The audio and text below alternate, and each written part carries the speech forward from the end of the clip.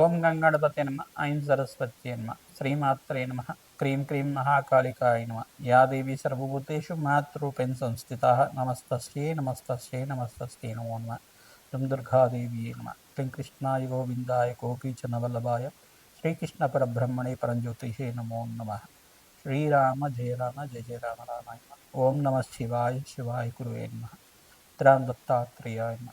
YouTube ప్రేక్షకులకు అందరికీ కూడా నమస్కారం అండి. నేను పాలపర్తి గురునాథ శర్మ జ్యోతిష్యం వాస్తు సిద్ధాంతిని. మీకంతా కూడా గోచారిత్య గ్రహాల యొక్క ప్రభావం అంతా కూడా మేషాది ద్వాదశ రాశుల వాళ్ళకంతా కూడా విశ్లేషణ చేయడం జరుగుతుంది. ఈ రోజున మనమంతా కూడా చెప్పే విషయం ఏంటిదంటే, ప్రధానంగా రాహుకేతు ప్రభావం అంతా కూడా కాలసర్ప దోషం అంటే ఏంటి, అసలు కాలసర్ప దోషాన్ని అంతా కూడా ఏ రకంగా విశ్లేషణ చేసుకోవాలి, కాలసర్ప దోషానికంతా కూడా పరిష్కారం ఏ రకంగా ఆచరించాలి, అసలు కాలసర్ప యోగం అంటే ఏంటి, కాలసర్ప దోషం అంటే ఏంటి అంతా కూడా జ్యోతిష్ సిద్ధాంతం ప్రకారంగా మీకు అంతా కూడా విశ్లేషణ చేయడం జరుగుతుంది. ప్రధానంగా కాలసర్ప దోషము కాలసర్ప యోగము అని చెప్పేసి అంటే కనుక, ఈ యొక్క కాలసర్పం అనేది రాహుకేతు ప్రభావం వల్ల, రాహుకేతులంతా కూడా ఛాయాగ్రహాలుగా చెప్పడం జరుగుతుంది. ప్రధానంగా ఛాయాగ్రహాలకి ఈ యొక్క సొంత ఇల్లు అనేది ఉండదన్నమాట. ఏ యొక్క రాశులకంతా కూడా వారికి రాష్ట్రాధిపత్యం లభిస్తూ ఉంటుంది. మిగతా గ్రహాలకన్నిటి కూడా రాహుకేతులంతా కూడా ఛాయాగ్రహాలు కాబట్టి వాటికంతా కూడా సొంత ఇల్లు అనేది ఉండదు. ప్రధానంగా ఏ గ్రహానికైతే కనుక కలియుగతో పాటు ఉంటారు, ఏ రాష్ట్రాధిపతితో పాటు కలియుగతో ఉంటారు, ఏ రాశిలో అంతా కూడా వీరు సంచారం చేస్తుంటారు, లగ్న చక్ర ప్రకారంగా కానీ గోచారిత్య కానీ వాటి ప్రభావం అంతా కూడా ఆ రాష్ట్రాధిపతి ఇచ్చే ఫలితాన్ని ఇస్తూ ఉంటారు.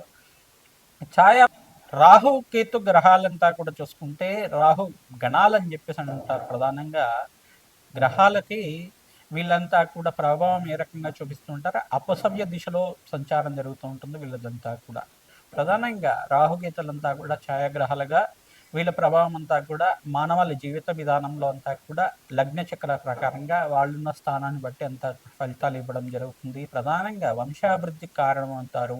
ప్రధానంగా సర్పదోషం కానీ సర్పశాపం కానీ ఏమైనా జాతకరీత్యా వర్తించి ఉంటే కనుక, రాహుకేతు ఒక స్తంభంలో మిగతా గ్రహాలన్నీ కూడా ఉంటాయి కనుక, రాహుకేతు మధ్యలోనే అన్ని గ్రహాలు మిగతా నవగ్రహాలన్నీ కూడా ఉంటాయి కనుక, వీటికి అంతా కూడా కాలసర్పదోషము, కులింగ కాలసర్పదోషం అని చెప్పేసి, వాసుకి కాలసర్పదోషం, తక్షక కాలసర్పదోషం, కర్కోటక కాలసర్పదోషం అని చెప్పేసి ప్రధానంగా ఈ యొక్క ప్రధానమైన దోషాలంతా కూడా చెప్పడం జరుగుతుంది. నవనాగ ఆధారితం చేయడం వల్ల కాలసర్పదోష నివారణ అవ్వడానికి ఆస్కారం ఉంటుంది. విశేషమైన క్షేత్రం ఏంటంటే కుక్కి పుణ్యక్షేత్రం, కుక్షి అనేది పుణ్యక్షేత్రం అంటారు. ప్రధానంగా మన కర్ణాటక దగ్గర అంతా కూడా ఉంటుంది. ఈ యొక్క సుబ్రహ్మణ్య స్వామి అంతా కూడా వాసకి రూపంలో అంతా కూడా అక్కడ పుణ్యక్షేత్రంగా చెప్పడం జరుగుతుంది. ఆ పుణ్యక్షేత్రంలో అంతా కూడా చాలా విశేషమైన పుణ్య ఫలితాలు రావడానికి ఆస్కారం ఉంటుంది. ప్రతినిత్యం కూడా మీరు సుబ్రహ్మణ్య స్వామి ఆరాధన చేయడం, ఇట్లా నాగులున్న ప్రాంతం దగ్గర అంటే జోడు నాగులంతా కూడా ఉంటాయి. ప్రధానంగా చూసుకుంటే రావి చెట్టు ఉన్న ప్రాంతం దగ్గర ఈ నాగేంద్ర స్వామి విగ్రహాలంతా కూడా సర్పరూపంలో ప్రతిష్ఠ చేస్తుంటారు. సంతాన యోగం కోసం కావచ్చు, మరియు శీఘ్ర కళ్యాణ యోగం కోసమైనా కావచ్చు, శ్రీకాళహస్తి దగ్గర అయినా కావచ్చు, పుణ్యక్షేత్రంలో అంతా కూడా జోడు నాగులంతా కూడా సర్పరూపంలో మానస దేవ స్వరూపంలో అంతా కూడా ప్రతిష్ఠ చేయడం జరుగుతూ ఉంటుంది. తద్వారా మీరంతా కూడా ఈ యొక్క శీఘ్ర సత్సంతాన యోగం ఫలితం రావడం కానీ, శీఘ్ర కళ్యాణ యోగం సిద్ధం రావడానికైనా కానీ కాలసర్ప యోగం అనేది ప్రధానమైన పాత్ర అనేది పోషిస్తూ ఉంటుంది. ప్రధానంగా 1, 2, 5, 7, 8 ఈ స్థానాల్లో కనుక రాహుకేతు సంచారం అంతా కూడా జరిగితే ఈ యొక్క కాలసర్ప దోషం ఉంది అని చెప్పేసి నేను నిర్ధారణ చేసుకోవాల్సి ఉంటుంది. నవమ స్థానంలో రాహు కానీ కేతు కానీ సంచారం చేస్తే పితృదోషం పితృశాపం అనేది చెప్పడం జరుగుతుంది. ప్రధానంగా కాలసర్ప దోషం అనేది ఈ స్థానాల్లో ఉంటే కనుక, 1వ స్థానం ఉంటే కారకో భావనాశయ, ఇప్పుడు శరీర కారకత్వాలంతా కూడా రోగ కారకత్వాన్ని చెప్తూ ఉంటుంది. ఎప్పుడైనా కానీ లగ్నంలో రాహు సంచారం జరుగుతుంటే కనుక శరీరాన్ని అనారోగ్య భావాలంతా కూడా ప్రధానంగా చెప్పడం జరుగుతుంది. అనారోగ్య ప్రభావం అనేది ఉంటుంది. ప్రధానంగా గృహ రోగాలు అనేది రావడం కానీ, ప్రధానంగా ఈ యొక్క ఉబ్బరం కానీ, ప్రధానంగా లంగ్స్ ఇన్ఫెక్షన్ రావడం కానీ, ఆస్తమా లాంటిది ఉండడం కానీ, బ్రీతింగ్ ప్రాబ్లమ్స్ ఉండడం కానీ, ప్రధానంగా చూసుకుంటే వీళ్ళకంతా కూడా ఈ యొక్క ఆర్టిజంతో బాధపడటం కానీ జరుగుతూ ఉంటుంది. ఈ యొక్క స్థానాల్లో ఉంటే కనుక రాహుకేతు సంచారం జరుగుతుంటే, చంద్రుడు రాహు కలిగితూ ఉంటే కొంచెం హార్ట్ ప్రాబ్లమ్స్ అనేది ఉండడం కానీ జరుగుతూ ఉంటుంది. ఇట్లాంటి ప్రాబ్లమ్స్ అనేది జరుగుతూ ఉంటాయి.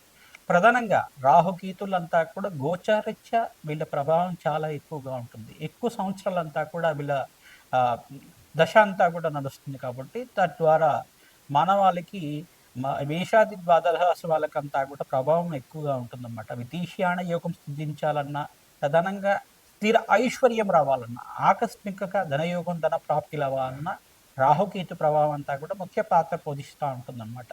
ప్రధానంగా అమ్మవారి ఆరాధన, దుర్గాదేవి ఆరాధన చేసుకోవడం, మానసాదేవి ఆరాధన చేసుకోవడం, మానసాదేవి చరిత్రనంతా కూడా ప్రతినిత్యం కూడా మీరు ప్రవచనంలాగా వింటూ ఉండడం వల్ల శ్రేష్టమైన ఫలితాలు పొందడానికి ఆస్కారం ఉంటుంది.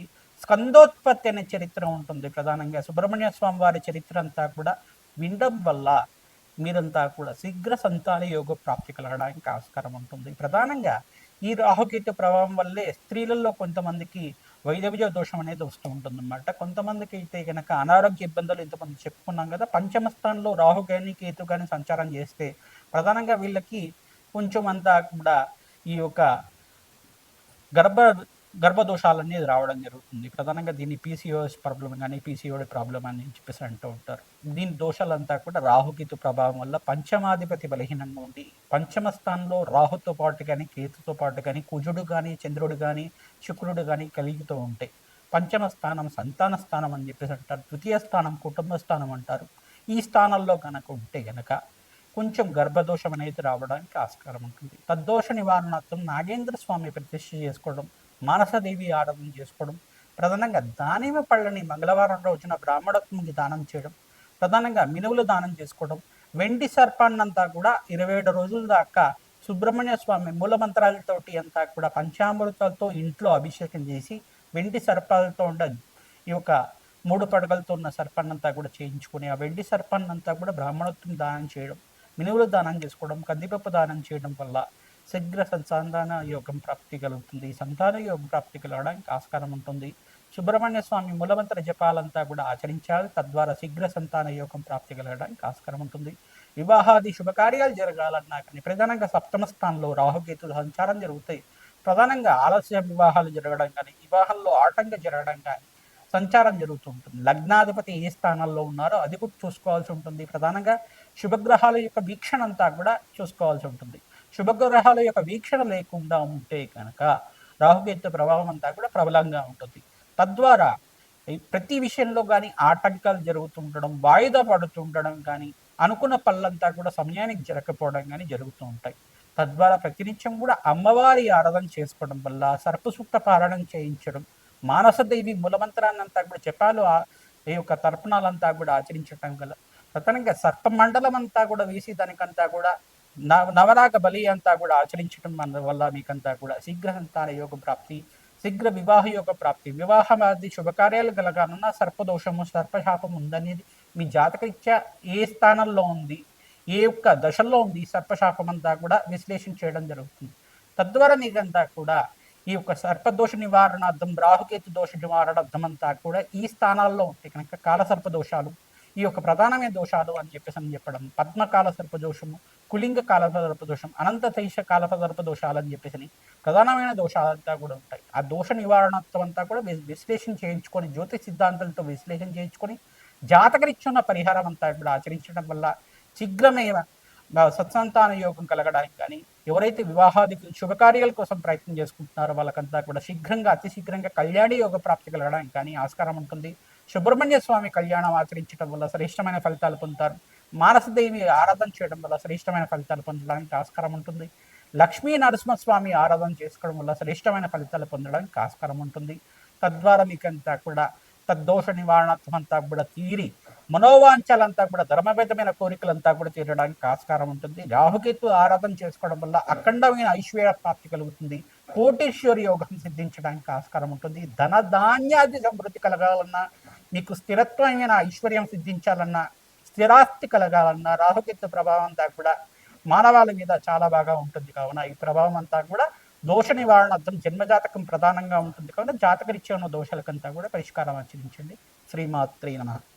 మకర రాశి జాతకులకి ఈ రాశి తెలిసి ఉంటే కనుక రాశిని చూసుకోండి, లేదు లగ్నం తెలిసి ఉంటే కనుక లగ్నాన్ని చూసుకోండి. ప్రధానంగా లగ్నవశాత్తు జాతకరీత్యా ఉన్న దోషాలకి పరిహారం చేసుకుంటారు. రాహుకేతు దోషం కానీ కాలసర్ప దోషం కానీ జాతకరీత్యా ఉంటే కనుక నిర్ధారణ చేసుకుని విశ్లేషణ చేసుకుని దానికంతా కూడా పరిష్కారం ఆచరించుకోవడం. రాహుకేతులు అంతా కూడా ఛాయాగ్రహాలుగా చెప్పడం జరుగుతుంది. జీవితంలో అత్యంత ప్రాముఖ్యత చెప్పడం జరుగుతుంది. ప్రధానంగా ఐశ్వర్యయోగం సిద్ధించాలన్నా, శీఘ్ర సంతాన యోగం కలగాలన్నా, శీఘ్ర వివాహాది శుభకార్యాలు కలగలన్నా, సంఘంలో గౌరవం రావాలన్నా, మంచి కార్యక్రమాలు పుణ్యవంతమైన కార్యక్రమాలు మీ గృహంలో జరగాలన్నా ఈ గ్రహాల యొక్క ప్రభావం ఎక్కువగా ఉంటుంది. ప్రధానంగా గణపతి ఆరాధన చేయడం వల్ల కేతు గ్రహ దోష నివారణం అవుతుంది. దుర్గాదేవి ఆరాధన చేయడం వల్ల మీకంతా కూడా రాహు యొక్క దోష నివారణం అవుతుంది. ప్రధానంగా వీరంతా కూడా కుక్కి పుణ్యక్షేత్రంలో అంతా కూడా వాసుకి దేవాలయం అంతా కూడా ఉంటుంది. ఆ దేవాలయంలో సుబ్రహ్మణ్య స్వామి స్వరూపంగా ఈ యొక్క సర్పరూపంలో అంతా కూడా ఉంటుంది. ఆ దేవాలయంలో మీరంతా కూడా సర్ప సంస్కార పూజ ఆచరించడం, మీ దగ్గరలో ఉండే దేవాలయంలో రావి చెట్టు దగ్గర నాగేంద్ర స్వామి ప్రతిష్టను ఆచరించుకోవడం వల్ల శీఘ్రంగా సంతాన యోగ ప్రాప్తి కలుగుతుంది. వివాహాది శుభకార్యాలు జరగడానికి ఆస్కారం ఉంటుంది. సంఘంలో గౌరవం పెరగడానికి ఆస్కారం ఉంటుంది. రాహుకేతు ప్రభావం అంతా కూడా జాతకరీత్యా అనేది ఉంటుంది. లగ్నవశాత్తు చూసుకుంటే ఈ యొక్క లగ్నస్థానము, ద్వితీయ స్థానము, చతుర్థ స్థానము, పంచమ స్థానము, సప్తమ స్థానము, అష్టమ స్థానంలో కనుక రాహుకేతు దోషాలు అనేది ప్రబలంగా ఉంటాయి. ప్రధానంగా రాహుకేతు మధ్యలోనే అన్ని గ్రహాలు ఉంటాయి. 5 గ్రహాలు కానీ 7 గ్రహాలు కానీ ఎక్కువ గ్రహాలంతా కూడా రాహుకేతు మధ్యలోనే ఉంటాయి కనుక ఒక రకమైన కాలసర్పదోషం వర్తిస్తుందని చెప్పడం జరుగుతుంది. ప్రధానంగా నవనాగ మండపం వేసి ఎక్కడంతా కూడా ప్రధానంగా నాగ సర్పానికి అంతా కూడా పిండదానం చేయడం, అక్కడంతా కూడా సంస్కార పూజ ఆచరించడం, తిలతర్పణాలు చేయడం, ఈ యొక్క జలతర్పణాలంతా కూడా క్షీరతర్పణాలంతా కూడా ఆచరించడం శ్రేష్టమైన ఫలితాలు పొందడానికి ఆస్కారం ఉంటుంది. నవనాగ మండపంలో అంతా కూడా నాగ సంస్కారం అంతా కూడా ఆచరించుకోవడం వల్ల నక్షత్ర దోష నివారణార్థం నక్షత్ర బలి ఆచరించడం వల్ల శ్రేష్టమైన ఫలితాలు పొందుతారు. సర్పసూక్త పాలనం చేయించడం, సుబ్రహ్మణ్య స్వామి మూలమంత్ర సహితంగా మానసదేవి మూలమంత్ర జపాలు అంతా కూడా ఆచరించడం వల్ల సర్ప మూలమంత్రాన్ని అంతా కూడా జపాన్ని చేయించి అంతా కూడా కొన్ని లక్షల సార్లు జపాలు చేయించి మీకు అంతా కూడా ప్రసాదం పెట్టడం వల్ల యజ్ఞ హోమాది కార్యక్రమాలు ఆచరించుకోవడం వల్ల అఖండ రాజు యొక్క ప్రాప్తి కలుగుతుంది. శీఘ్ర కార్యసిద్ధి కలగడానికి ఆస్కారం ఉంటుంది.